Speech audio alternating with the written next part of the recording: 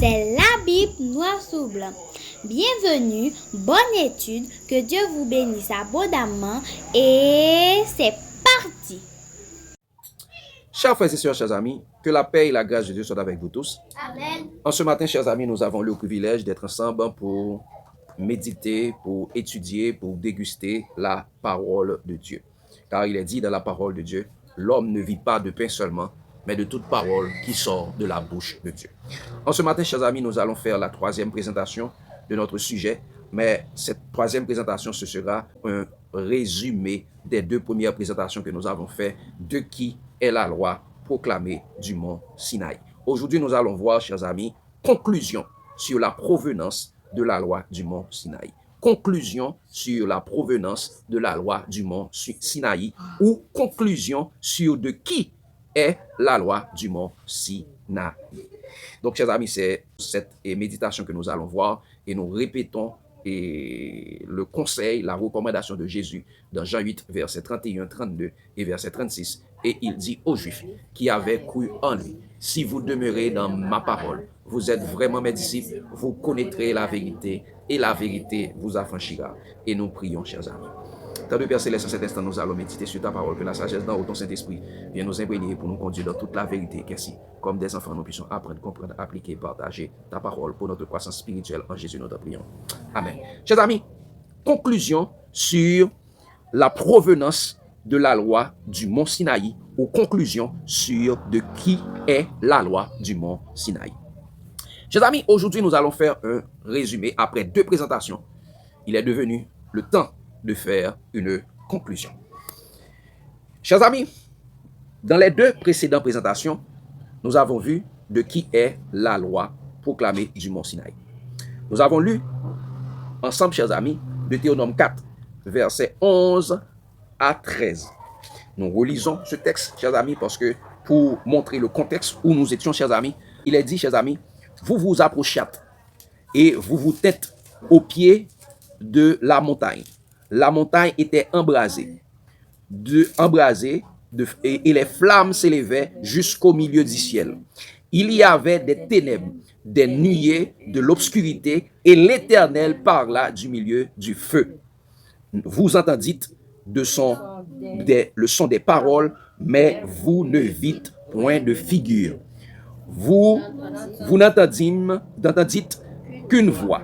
Il publia son alliance, qu'il vous ordonna d'observer les 10 commandements et il les écrivit sur 2 tables de pierre. Et nous lisons également dans Deutéronome 5, verset 22-23, il dit « Telles sont les paroles que prononça l'Éternel à haute voix sur la montagne, du milieu du feu, des nuées et de l'obscurité, et qu'il adressa à toute l'assemblée sans rien ajouter. Il écrivit sur les tables de pierre qu'il me donna, lorsque vous eûtes entendu la voix du milieu des ténèbres, et tandis que la montagne était tout en feu, vos chefs de tribus, vos anciens approchèrent de tous de lui. » Chers amis, en tant que disciples de Jésus, 3 choses nous ont étonnés dans ces textes de Deutéronome 4, versets 11, 13 et versets 22, 23. Première chose, chers amis, nous avons vu un Éternel qui parlait du milieu des ténèbres de l'obscurité. 2, un Éternel qui faisait peur au peuple. 3, un Éternel qui fait ressentir la mort au peuple. Donc alors, chers amis, nous savons que dans la parole de Dieu, il est dit dans 1 Jean 1er, verset 5, la nouvelle que nous avons apprise de lui et que nous vous annonçons, c'est que Dieu est lumière, il n'y a point en lui de ténèbres. Donc si Dieu est lumière, il n'y a point en lui de ténèbres. Si il y a un Dieu qui parle au milieu des ténèbres, ce n'est pas notre Dieu. Et nous savons qu'il est écrit également, chers amis, dans Psaume 27, verset 1er. Il dit, « L'Éternel est ma lumière et mon salut. De qui aurais-je crainte? L'Éternel est le soutien de ma vie. De qui aurais-je peur? S'il y a un Dieu qui fait peur aux gens, malgré qu'il est la lumière, qui parlait au milieu des ténèbres, ce Dieu n'est pas notre Dieu. » Donc, chers amis, déjà, nous avons eu des indices qui montrent que ce n'est pas le vrai Dieu, le Dieu vivant, le Père des Lumières, qui a proclamé la loi des 10 commandements, bien la loi au milieu des ténèbres du mont Sinaï. Et grâce à la révélation de Jésus-Christ dans le Nouveau Testament, nous avons reçu la confirmation par le Saint-Esprit que la loi du Sinaï ne venait pas du vrai Dieu, le Dieu vivant, mais des anges du roi des ténèbres, Satan, le diable. Parce que, chers amis, selon Étienne, rempli du Saint-Esprit, dans Acte 7, verset 52-53, Acte 7, verset 52-53, et on nous dit que la loi venait des anges. Nous regardons, chers amis, il dit, lequel des prophètes, vos pères, n'ont-ils pas persécuté? Ils ont tué ceux qui annonçaient d'avance la venue du juste, la venue de Jésus, que vous avez livré maintenant et dont vous avez été les meurtriers. Dans le verset 53, il dit ça, vous avez reçu la loi d'après les commandements d'anges et vous n'avez point gardé. Vous avez plusieurs ceux qui vous parlent de la loi, ils vous prêchent la loi, mais ils sont les violateurs de la loi. Ils ne connaissent pas la loi. Il dit que la loi vient de Dieu, mais ils ne regardent pas dans le Nouveau Testament. Il fait comme les Juifs, c'est pour eux Jésus n'était pas venu. Étienne, rempli du Saint-Esprit, dit, vous avez reçu les commandements, vous avez reçu la loi d'après les commandements d'anges. D'après les commandements d'anges. Et rempli du Saint-Esprit. Deuxièmement, apôtre Paul, rempli du Saint-Esprit, dans Galates 3, verset 19, nous dit également que ce sont des anges qui ont proclamé la loi sur le mont Sinaï. Regardez, chers amis, Galates 3, verset 19, il dit, pourquoi donc la loi? Elle a été donnée ensuite à cause des transgressions, jusqu'à ce que vint la postérité à qui la promesse avait été faite. Elle a été promulguée par des anges au moyen d'un médiateur. Elle a été promulguée par des anges au moyen d'un médiateur. Il n'a pas dit le médiateur, mais il dit au moyen d'un médiateur. Et ce médiateur, avant la venue de Jésus, le médiateur était Satan. Et nous savons que, chers amis, c'est pourquoi lorsqu'il y avait des conseils célestes, c'est Satan qui représentait la planète Terre dans le ciel. Nous avons vu ça dans le livre de Job. Et c'est pourquoi, après la mort de Jésus, on nous dit qu'il a été chassé du ciel, l'accusateur de nos frères. Donc, Satan n'est plus notre médiateur après la mort de Jésus. Donc, des anges qui ont proclamé la loi au moyen de médiateurs, mais c'est au moyen de Satan, les anges des ténèbres. Et chers amis, confirme encore une fois, selon le Saint-Esprit, dans le livre d'Hébreux, Hébreux 2, verset 2, on nous dit encore une fois que la loi a été promulguée par des anges. Il dit, Hébreux 2, verset 2, il dit, car si la parole annoncée par des anges a eu des effets, et si toute transgression et toute désobéissance a reçu une juste rétribution. Si la parole proclamée, si la loi annoncée par des anges, la loi a été annoncée par des anges. Donc, en restant dans les paroles de Jésus, en regardant la lumière, la splendeur de l'évangile, nous voyons que la loi a été proclamée par des anges.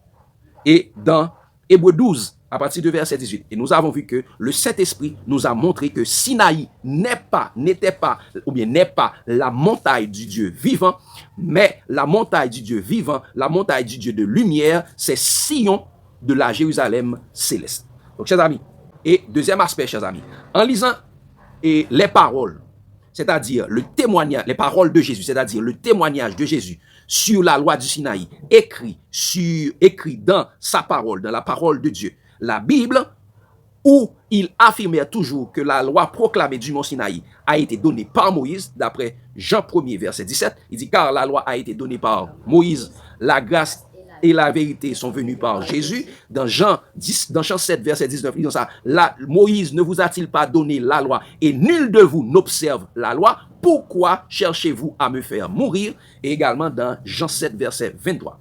Et lorsque Jésus disait clairement aux Juifs que Moïse ne vous a pas donné la vraie parole du ciel et la loi de Moïse ne sert de rien actuellement, dans Jean 6, verset 32, 33 et verset 35, nous allons le lire, lisons ça. Jésus leur dit, en vérité, je vous le dis, Moïse ne vous a pas donné le pain du ciel, mais mon Père vous donne le pain du ciel.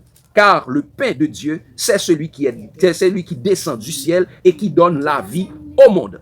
Verset 35, il dit, Jésus leur dit, je suis le pain de vie, celui qui vient à moi n'aura jamais faim et celui qui croit en moi n'aura jamais soif. Donc Jésus parlait exactement de la parole de Dieu. Quand il dit, Moïse ne vous a pas donné le vrai pain du ciel, ça veut dire, Moïse ne vous a pas donné la vraie parole du ciel, la vraie parole de Dieu. Donc cela sous-entend que les paroles que Moïse a données, c'est vrai que ce sont des paroles des anges, des ténèbres, ce n'est pas la parole de Dieu. C'est pourquoi Jésus eut à dire, dans le verset 63, toujours dans Jean 6, il dit, c'est l'esprit qui vivifie, la chair ne sert de rien, les paroles que je vous ai dit sont esprit et vie. Donc c'est l'esprit qui vivifie, c'est-à-dire c'est les paroles de Jésus qui vivifient, la chair ne sert de rien, c'est-à-dire la loi de Moïse ne sert de rien. Donc chers amis, et en lisant la doctrine de Jésus proclamée sur la montagne, dans Matthieu 5, verset 21 jusqu'à verset 45, où Jésus a enseigné clairement que la loi proclamée sur le mont Sinaï n'est pas de lui, en disant à chaque fois, vous avez entendu qu'il a été dit, mais moi je vous dis. Donc cela sous-entend que la loi n'est pas de lui. Donc une conclusion s'impose. C'est pourquoi nous faisons cette étude, chers amis, conclusion sur de qui est la loi du mont Sinaï. Donc chers amis, la loi du mont Sinaï est de provenance satanique. Première conclusion, chers amis, la loi du Sinaï est de provenance satanique. Si on bagaille pas vient de Jésus, si on bagaille vient des anges au milieu des ténèbres, et Dieu est lumière, il n'y a point en lui de ténèbres, donc c'est-à-dire cette chose vient de Satan. Satan qui est le prince des ténèbres. Encore une fois, dans la deuxième présentation, chers amis, de qui est la loi proclamée du mont Sinaï, nous avons vu ensemble, chers amis, les différentes appellations que les vrais apôtres de Jésus ont donné à la loi proclamée du mont Sinaï. Ils l'ont appelé comment? La loi du péché ou la puissance du péché, d'après Romains 7, verset 22-23 et 1 Corinthiens 15, verset 56. Ils l'ont appelé la loi de la condamnation, d'après 2 Corinthiens 3, verset 7 et 9 et Romains 3, verset 19 à 20. Ils l'ont appelé également la loi des ordonnances charnelles, d'après Hébreux 7, verset 15-16 et Deutéronome. Et nous avons vu la loi des ordonnances charnelles, c'est la loi des 10 commandements. Et dans Deutéronome 5, verset 1, et si vous voulez lire tout le Deutéronome 5, ou bien vous pouvez lire des parties comme Deutéronome 5, verset 1, 2, 6, 7, 12, 13 et verset 22. Ils l'ont appelé également, ils l'ont qualifié que la loi est imparfaite. C'est la loi qui avait des défauts, d'après Hébreux 8, le verset 7. Hébreux 8, le verset 7. Exode, et la loi qui avait des défauts, c'est la loi qui était gravée sur la pierre, d'après Exode 34, verset 28. Ils l'ont appelé également, chers amis, cinquième appellation, ils l'ont appelé la loi de la servitude. La loi, c'est-à-dire la loi qui conduit à l'esclavage du péché, chers amis, d'après Galates 4, verset 21 à 31, verset 21 à 31. Ils l'ont appelé également, chers amis, la loi de la malédiction. La loi de la malédiction, d'après Galates 3, verset 10. Et nous savons, chers amis, aucune malédiction ne vient de Dieu. C'est pourquoi il est dit dans Jacques 3, verset 10 à 12. Jacques 3, verset 10 à 12. Il est dit, de la même bouche sortent la bénédiction et la malédiction. Il ne faut pas, frère, qu'il en soit ainsi. Donc, de la même bouche, pas qu'à sortir la malédiction et la bénédiction. Et mais c'est la même façon tout, également, chers amis, bénédiction pas qu'à sortir dans la bouche, mon Dieu, et malédiction également sortir dans la bouche, mon Dieu. Si on loi qui c'est une loi de malédiction, cette loi ne vient pas de Dieu. Cette loi ne vient pas de Dieu. Donc, chers amis, et l'autre façon, et septième appellation qu'ils ont donnée à la loi, c'est la loi de la mort. La loi de la mort dans Romains 8, verset 2 et 2 Corinthiens 3, verset 6-7. Romains 8, verset 2, nous l'avons vu hier.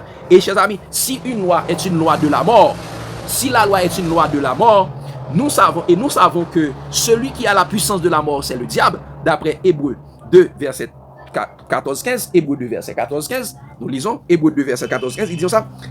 Ainsi donc, puisque les enfants participent au sang et à la chair, il a également participé lui-même, afin que, par la mort, il anéantit celui qui a la puissance de la mort, c'est-à-dire le diable. Par sa mort, il anéantit qui? Celui qui a la puissance de la mort, c'est-à-dire le diable. Donc, chers amis, si une loi, c'est une loi de la mort, et celui qui a la puissance de la mort, c'est Satan, eh bien, chers amis, cette loi vient de la mort, vient de Satan. Et nous savons, chers amis, également, que la mort est un ennemi de Dieu. Donc, s'il y a une loi de la mort, la loi de la mort, eh bien, cette loi de la mort qui est l'ennemi de Dieu, eh bien, n'est pas de Dieu. C'est pourquoi il est dit, chers amis, dans 1 Corinthiens 15, verset 26, 1 Corinthiens 15, verset 26, il est écrit, chers amis, le dernier ennemi qui sera détruit, c'est la mort. Le dernier ennemi qui sera détruit, c'est la mort. Donc, la mort, elle, est un ennemi de Dieu. Et qui dit ennemi, la mort est Satan. Donc, s'il y a une loi qui est appelée la loi de la mort, eh bien, cette loi vient de Satan. Et huitième appellation. Et des apôtres, ils ont dit que la loi ils ont 8e qualification, ils ont dit que la loi est impuissante. La loi impuissante est la loi inutile dans Hébreux chapitre 7, verset 18-19 et Romains 8, verset 3. Donc, suite à ces deux présentations, ces deux études, une conclusion est imposée. La conclusion, c'est conclusion sur la provenance de la loi du mont Sinaï, ou bien conclusion sur de qui est la loi du Sinaï et de qui est la loi du Sinaï, chers amis. Donc, la loi du Sinaï est de provenance satanique. La loi du Sinaï est de provenance satanique. Donc, ce n'était pas Dieu qui proclamait la loi sur le mont Sinaï, mais les anges des ténèbres au moyen du roi des ténèbres, Satan. Et nous allons faire une comparaison, clairement, pour montrer que, chers amis, pour montrer cela. Comparaison entre le mont Sinaï et Apocalypse 9. Nous allons voir, chers amis. Chers amis, chrétiens, vrais disciples de Jésus-Christ, et qui est la lumière du monde. Nous devons savoir, dès que nous voyons des ténèbres dans un endroit, cela traduit deux choses. Dès que nous voyons des ténèbres dans un endroit, cela traduit deux choses. Un, l'absence de lumière, qu'est Jésus-Christ, la révélation de Dieu. Donc, c'est-à-dire Dieu est absent. Dieu, l'Éternel, est ma lumière et mon salut. Donc, s'il y a des ténèbres, c'est que Dieu n'est pas là. Dieu est absent. Deuxièmement, si Dieu est absent, qui est là? Deuxièmement, c'est la présence de Satan. Le diable, les anges démoniaques. Le prince des ténèbres. Donc, depuis nous, qu'on côté, où on met des ténèbres en côté, ça veut dire présence Satan là. Présence Satan. Dès qu'il n'y a pas de lumière, ça veut dire, bon Dieu, absent. Parce que c'est l'Éternel qui est la lumière. Satan a toujours déguisé en lumière, en ange de lumière, mais depuis nous, les ténèbres en côté, ça veut dire Satan, bon Dieu, absent. C'est peut-être ça, chers amis. Dans Deutéronome, on a fait comparaison entre Deutéronome, chapitre 5, verset 22-23, et Apocalypse 9, verset 1-2, nous parlons, qui ça, ténèbres, ça a été traduit. Regardez ça traduit, chers amis. Deutéronome, chapitre 5, verset 22-23. Regardez ça, il dit, telles sont les paroles que prononça l'Éternel à haute voix sur la montagne, du milieu du feu, des nuées, de l'obscurité, et qu'il adressa à toute votre assemblée sans rien ajouter. Et il les écrivit sur 2 tables de pierre qu'il me donna. Lorsque vous eûtes entendu la voix du milieu des ténèbres, et tandis que la montagne était en feu, vos chefs de tribus et vos anciens s'approchèrent tous de moi. Qui sait, il y avait du feu. Mais malheureusement, malgré qu'il y a du feu, la montagne était ténébreuse. Donc, s'il y avait du feu, il devrait y avoir de la lumière. Mais malgré qu'il y a du feu, il y a des ténèbres, il y a de l'obscurité. Et un Dieu est en train de parler au milieu des ténèbres, au milieu des obscurités. Eh bien, chers amis, nous allons faire cette comparaison pour voir qui est toujours dans les ténèbres. Apocalypse chapitre 9. Apocalypse chapitre 9. Verset 1, 2 et verset 11, nous n'allons pas lire le tout. Regardez ce qu'il est dit, chers amis. Le 5e ange sonna de la trompette. Et je vis une étoile qui était tombée du ciel sur la terre. La clé du puits de l'abîme lui fut donnée. Et elle ouvrit le puits de l'abîme. Il monta du puits d'une fumée comme la fumée d'une grande fournaise, et le soleil et l'air furent obscurcis par la fumée du puits. Elle avait sur elle comme roi l'ange de l'abîme, nommé en hébreu Abaddon et en grec Apollyon. C'est amis, il y avait. Le puits de l'abîme est ouvert.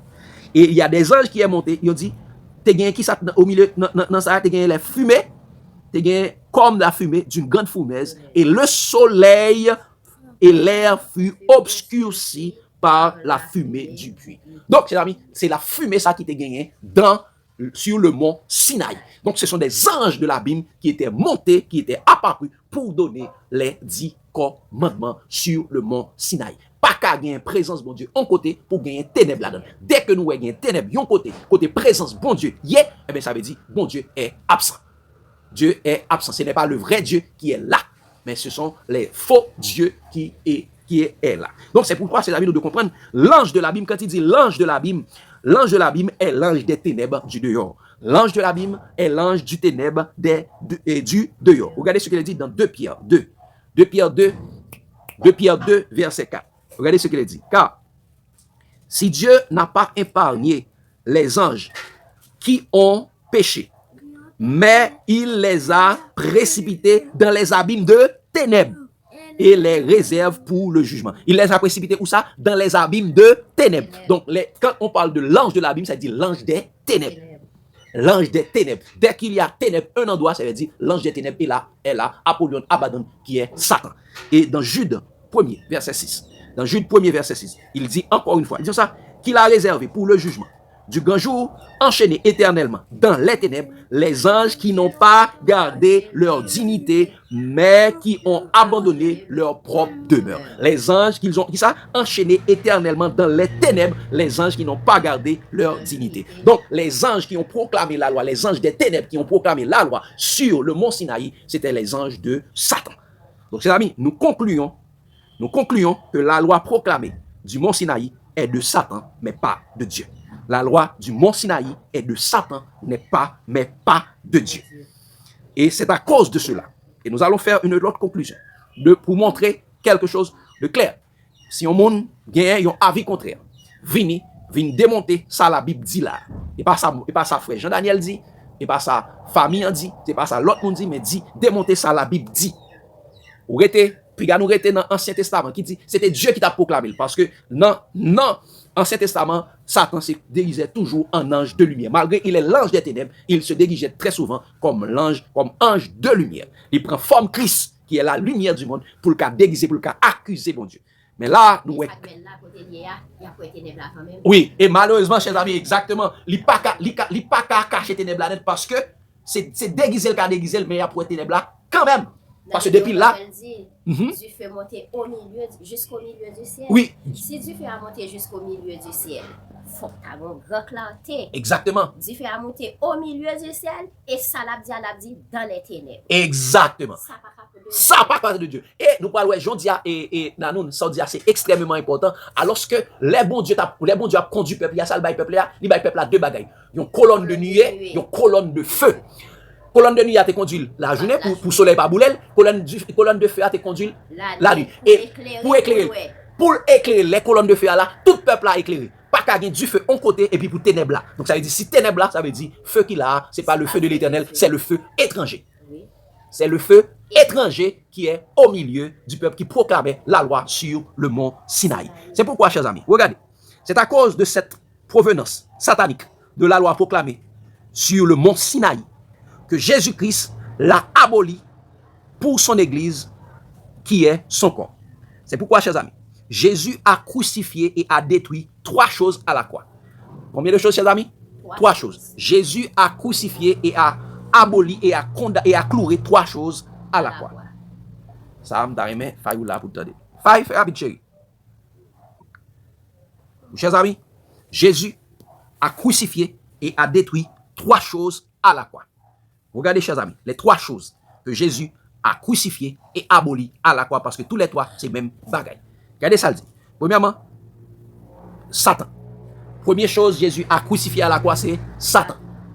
Et Hébreux 2, verset 14. Hébreux 2, verset 14 et 15. Disons ça.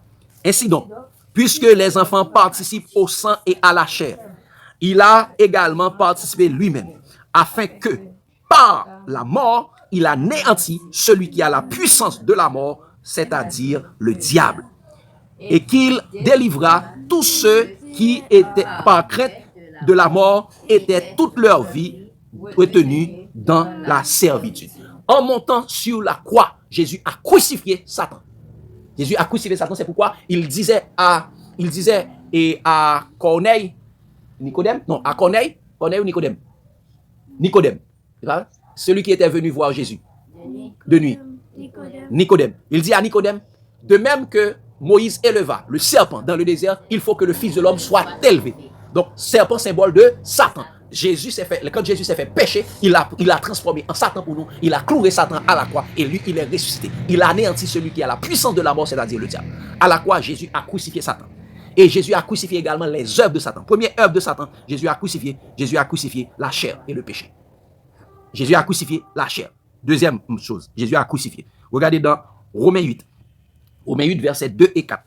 3 choses Jésus a crucifié à la croix. Peut-être une autre fois, on va retourner sur ces 3 choses. Mais aujourd'hui, nous le montrons en termes de conclusion sur la provenance de la loi du mont Sinaï. Il dit, et Romains 8, versets 2 et 4, il dit ça. En effet, ou bien, vous commencez depuis dans le premier, dit ça, il n'y a donc maintenant aucune condamnation pour ceux qui sont en Jésus-Christ. En effet, la loi de l'esprit de vie en Jésus-Christ m'a affranchi de la loi du péché et de la mort. Car chose impossible à la loi, parce que la chair la rendait sans force. Dieu a condamné le péché dans la chair en envoyant à cause du péché son propre Fils dans une chair semblable à celle du péché. Et cela afin que la justice de la loi fût accomplie en nous qui marchons non selon la chair, mais selon l'esprit. Donc à la croix, Jésus a crucifié la chair. Jésus a crucifié la chair avec tout ce qu'il avait. Donc Jésus a crucifié Satan à la croix. 2, Jésus a crucifié la chair. C'est-à-dire la chair vient de Satan également. Troisième chose, Jésus a crucifié à la croix, c'est la loi. Jésus a crucifié la loi à la croix parce que la loi également venait de Satan. En crucifiant Satan, Jésus a crucifié la chair, Jésus a crucifié le péché, Jésus a crucifié également ça et la loi à la croix parce que la loi vient également de Satan. Regardez ce qu'il a dit, chers amis. Dans Colossiens 2, verset 13-14. Colossiens 2, verset 13-14. Nous savons que Colossiens 2, verset 13-14. Regardez ce qu'il a dit. Vous qui étiez morts, nous lisons Colossiens 2, verset 13-14.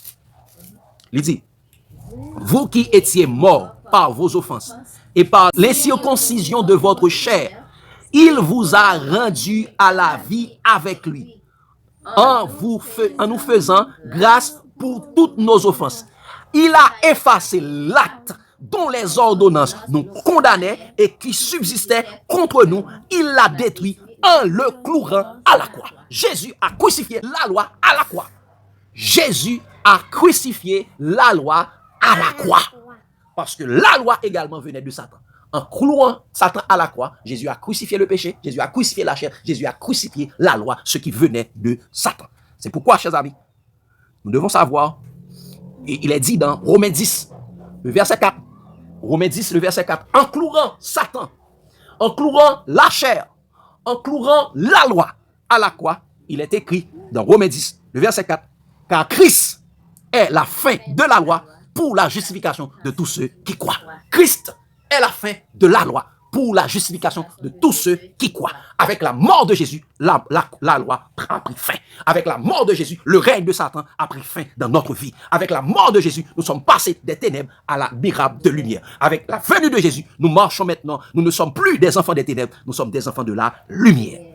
Et avec la mort de Jésus, chers amis, avec la mort de Jésus, nous ne sommes plus sous la loi, nous sommes sous la grâce. Regardez ce qu'il a dit dans Romains 6, verset 11, 14, 15. Romains 6, verset 11, 14, 15. Il dit, chers amis, nous lit, il dit ainsi, vous-même, regardez-vous comme mort au péché et comme vivant pour Dieu en Jésus-Christ. Verset 14, il dit, car le péché n'aura point de pouvoir sur vous, puisque vous êtes non sous la loi, mais sous la grâce. Quand est-ce que le péché n'aura plus de pouvoir sur nous? Lorsque nous sommes non sous la loi, mais sous la grâce. Parce que la puissance du péché, c'est la loi. Et tout ça, quoi donc? Pécherons-nous? Parce que nous sommes non sous la loi, mais sous la grâce, loin de là. Parce que Christ nous a affranchis du péché. Chers amis, il y a qui pensent, ah non, parce que ou pas sous la loi encore, ou sous la grâce, c'est péché. Non, parce que d'après Paul Mounsayo, dans Romains 8, verset 2, la loi de l'esprit de vie, qui est en Jésus-Christ, m'a affranchi de la loi du péché et de la mort. Chose impossible à la loi, parce que la chair la rendait sans force. Jésus nous a délivrés de nos péchés par son sang. Apocalypse chapitre 1er, verset 5. Et de la part de Jésus, le témoin fidèle, le prince des rois de la terre, celui qui nous aime et qui nous a délivrés de nos péchés par son sang. La loi pas qu'à laver. Mais seul monde qui a délivré nous de péchés, c'est Jésus. C'est pourquoi apôtre Paul t'a crié, qui me délivrera de ce corps de mort? Elle dit, grâce à Dieu, il n'y a donc maintenant aucune condamnation pour ceux qui sont dans Jésus. Grâce soit rendue à Dieu, notre Père, par Jésus-Christ, notre Seigneur et Sauveur. Donc, chers amis, par là, nous concluons, chers amis, la provenance satanique de la loi venue du Mont Sinaï. Et ça fait après, tout le monde qui raille Jésus remet la loi. Tout le monde qui raille Jésus remet la loi. Ouais, généralement, qui t'a tué Jésus, il t'a tué Jésus, vraiment, parce que l'étape, il n'a pas exactement fait ça, la loi, demandé le fait. Les femmes samaritaines et commettent adultère là. Yo même yo caché Simon, yo caché pharisien qui t'a fait commettre adultère avec là. Et puis, ils ont porté la femme samaritaine. Et ils ont dit, Moïse, dans la loi, dit pour nous crucifier, pour nous condamner telle femme, pour nous lapider telle femme. Jésus dit, celui qui n'a pas péché, que le voyez premier pour roche là. Et peut-être ça, ils voulaient tuer Jésus. Ils voulaient tuer Jésus parce que Jésus ressuscitait Lazare. Ils voulaient tuer Jésus parce que Jésus fait un aveugle. Ouais. Ils voulaient tuer Jésus parce que Jésus t'a chassé des démons. Parce que ils ont pour père le diable. Ils n'ont pas d'accord. Jésus délivre moun sous la puissance de ces ténèbres. Donc, chers amis, tout le monde qui voulait rester dans la loi, c'est le monde qui est séparé avec Christ. Tout le monde qui voulait rester dans la loi, c'est le monde qui est séparé avec Christ. Tout le monde qui a cherché la justification dans la loi, c'est le monde qui est séparé avec Christ parce que Christ est déjà la fin de la loi. Et pour être ça, il dit exactement, je vais toute partie ça dans Romains 10 là, dans Romains 10 et Romains 10, regardez ça le dit, et verset, et ça fait, monde qui a prêché la loi, c'est monde qui sans intelligence. Regardez ça le dit, verset 2 à 4, il dit, je leur rends témoignage qu'ils ont, on a commencé dans le verset 1er, Paul a parlé de ses frères juifs, il a parlé également de monde qui déclaré tête, c'est Israël par la foi. On a parlé avec eux, il dit ça, frère, le vœu de mon cœur et ma prière à Dieu pour eux, c'est qu'ils soient sauvés. Je leur rends témoignage, ils ont du zèle pour Dieu, mais sans intelligence. Ils ont du zèle pour distribuer les 10 commandements. Ils ont du zèle pour prêcher la loi. Ils ont du zèle pour prêcher le sabbat. Ils ont du zèle pour proclamer les 10 commandements. Ils ont du zèle pour rester dans l'Ancien Testament. Ils ont du zèle pour fêter les fêtes juives. Ils ont du zèle pour prendre l'argent, pour collecter la dîme. Ils ont du zèle parce qu'ils veulent rester dans le sacerdoce lévitique. Regardez ce qu'il a dit. Il continue pour dire. Paul dit, ne connaissant pas la justice de Dieu et cherchant à établir leur propre justice, ils ne se sont pas soumis à la justice de Dieu. Ils ne se sont pas soumis avec Jésus-Christ. Ils ne se sont pas soumis parce que, il dit, celui qui n'a point connu le péché, il s'est fait devenu péché pour nous, afin que nous devenions en lui justice de Dieu. Et c'est pourquoi le verset 4 dit ça, car Christ est la fin de la loi pour la justification de tous ceux qui croient. Christ est la fin de la loi pour la justification de tous ceux qui croient. Donc tous ceux qui ne se sont pas soumis à la justice de Dieu, eh bien, ce sont ceux qui ne se sont pas soumis avec Christ. Ils sont des ennemis de Christ. C'est pourquoi, regardez ce qu'il a dit dans Galates. Galates chapitre 5. Galates chapitre 5. Regardez ce qu'il a dit. Il a terminé avec exactement verset ça qui dit, chers amis, il dit ça. C'est pour la liberté. À partir du verset 1er. Il dit, c'est pour la liberté que Christ vous a affranchis. Demeurez donc ferme et ne vous laissez pas mettre de nouveau sous le joug de la servitude. Voici, Paul, je vous dis que si vous vous faites circoncis, c'est-à-dire vous pratiquez la loi, Christ ne vous servira de rien. Et si vous observez, si vous proclamez, si vous prêchez les 10 commandements, si vous prêchez la loi, Christ ne vous sert de rien. Regardez ce qu'il a dit encore une fois.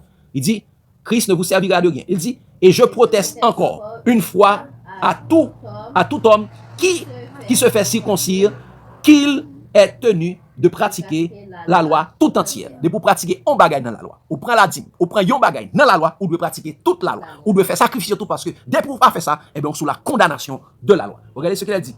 Verset 4. Il dit, vous êtes séparés de Christ, vous tous qui cherchez la justification dans la loi. Vous êtes déchus de la grâce. Vous êtes déchus de la gloire, de la grâce. Pour nous, c'est par la foi que nous attendons par l'esprit l'espérance de la justice. Car en Jésus-Christ, ni la circoncision, ni l'incirconcision n'a de valeur, mais la foi qui est agissante par l'amour, c'est lui-même qui importe. Que Dieu vous bénisse, chers amis. Par contre, si nous avons une lumière, suggestion. Donc là, nous avons fait une conclusion. Donc nous concluons qui ça? Que la loi est d'origine satanique. Donc la loi du Mont Sinaï est d'origine satanique. Fayo. Donc, est-ce que tout le monde clair? Donc, si on loi, côté que gain la proclame pendant que gain du feu là, et puis ouais, c'est ténèbres qui là, donc ça veut dire, c'est pas de Dieu, ça sorti. Oui, Daniel, parle fort. Parle fort, chérie, parle fort. La loi de Jésus, c'est la loi du Nouveau Testament. Du Nouveau Testament, c'est la loi de la vie. Oui. La loi de Satan est Ça me t'a dit, c'est pour ça. De l'Ancien Testament. Ça veut dire, Paul, bon Dieu, c'est oui, amen, qui raison pour nous faire discussion sur un bagage que la Bible dit. Vaut mieux nous t'a prié, même Jean, puis l'autre monde dit, monde qui voit, nous t'a demandé, bon Dieu, cet esprit pour éclairer nous davantage. Parce que normalement, Moïse, il dit nous quitter la loi. Souvent de fois, Jésus toujours dit Moïse te ban nous la loi. Moïse c'est un péché. est-ce que un monde nous pique ta quoi dans un pécheur qui est un monde qui sans péché, qui vient vivre sans péché?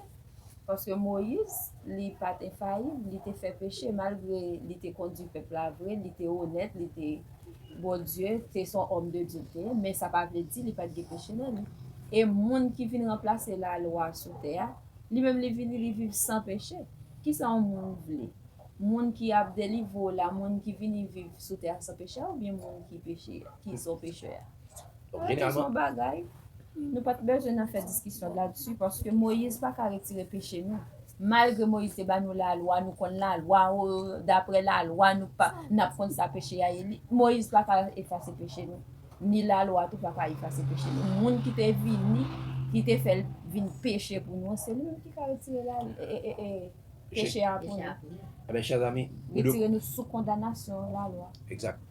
Et faille, je dis, c'est pour nous comprendre que, et comme si, il n'y a rien de nouveau sous le soleil, nous arrivons dans le même moment côté que même Juif qui mettait espérance dans Moïse. Jésus te dit ça, c'est pas moi qui a accusé nous, c'est Moïse en qui vous avez mis votre espérance. Même tout le monde qui mettait espérance dans la loi, c'est le monde qui et la loi. c'est le monde qui mettait espérance dans Moïse.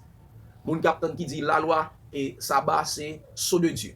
Et la loi c'est immuable. La loi toute bagaille ça c'est moun ça. Donc moun ça mettait espérance dans Moïse, c'est peut-être ça pas croire toujours croire dans un prophète. Yo croire dans une prophétesse, yo croire dans le faux prophète, yo pas croire dans Jésus.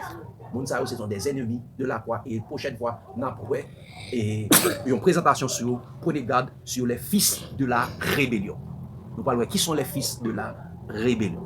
Et chers amis, au lieu on monde voyez monter Jean que Fayou dit et prend Bibou, même Jean avec Béréen, analyser tout ça dit, demandez mon Dieu le Saint-Esprit pour capable aider à comprendre avant de réagir. C'est pas de réagir sous émotion parce que généralement les docteurs de la loi, les pharisiens modernes, ils pas jamais vouloir faut connaître bagay ça parce que la loi c'est force yo. La loi c'est ça qui domination sur pour faire capable chef de 10, chef de 50, chef de 100, chef de 1000, chef de 10 000 sous même. C'est la loi qui a la possibilité pour capable prendre 10 000 sous. On dit qu'il est aboli parce que même quand Jésus abolit la loi à la croix, il abolit la dîme. C'est peut-être ça qu'on capable prendre 10 000 pour. C'est Jésus et avec la mort de Jésus, eh bien Jésus c'est tant bon Dieu.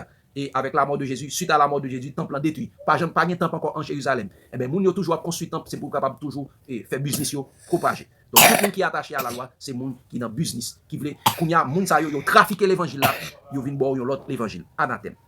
Il y a prêché la loi, au lieu de prêcher, il y a prêché sabbat, au lieu de prêcher Jésus-Christ et Jésus-Christ crucifié.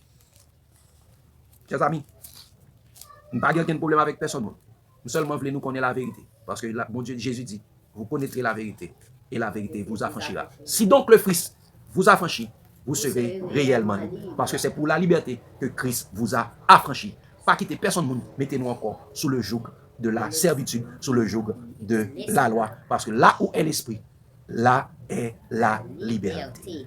Chers amis, nous tous qui le visage découvert, contemplons comme dans un miroir la gloire du Seigneur et nous sommes transformés à l'image, de la même image, de gloire en gloire, comme par le Seigneur l'Esprit. Que Dieu vous bénisse abondamment. L'amour de Christ nous presse. Amen.